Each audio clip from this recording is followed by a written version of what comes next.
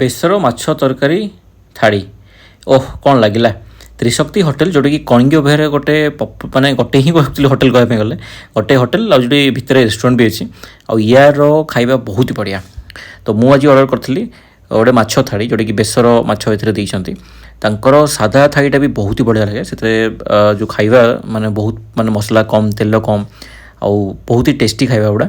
ତ ମୋର ରିଭ୍ୟୁଜ୍ ମୁଁ ଆଜି ଦେଉଛି କାହିଁକି ମୁଁ ନିଜେ ତାର ଟେଷ୍ଟ ଆକ୍ଚୁଆଲି ପାଇଛି ସେଥିପାଇଁ ମୁଁ କହୁଛି। ତ ଯେହେତୁ ମୁଁ ଆଜି ଅର୍ଡ଼ର କରିଛି ଗୋଟେ ମାଛ ଥାଳି ଯେଉଁଥିରେ ବେସର ମାଛ ଗୋଟେ ପିସ୍ ଦେଉଛନ୍ତି ସାଲାଡ଼ ଦେଉଛନ୍ତି ତା ସହିତ ଛିଞ୍ଚଡ଼ା ଦେଉଛନ୍ତି ଆଉ ତାର ଟେଷ୍ଟ ଆକ୍ଚୁଆଲି ବହୁତ ବଢ଼ିଆ ଅଛି।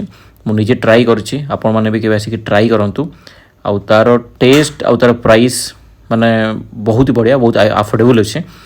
ତାର ଯେହେତୁ ଗୋଟେ ହିଁ ଅଛି ଏଠି ରେଷ୍ଟୁରାଣ୍ଟ ମାନେ କଳିଙ୍ଗ ବିହାରରେ ଯେଉଁଟା ତାର ଲୋକେସନ୍ ହେଉଛି ମେନ୍ ବସ୍ଷ୍ଟାଣ୍ଡ ପାଖ। ଆଉ ୟାର ବାକି ଖାଇବା ବି ବହୁତ ଟେଷ୍ଟ ଯେମିତିକି ଏଗ୍ ତଡ଼କା ଆଉ ନାନ୍।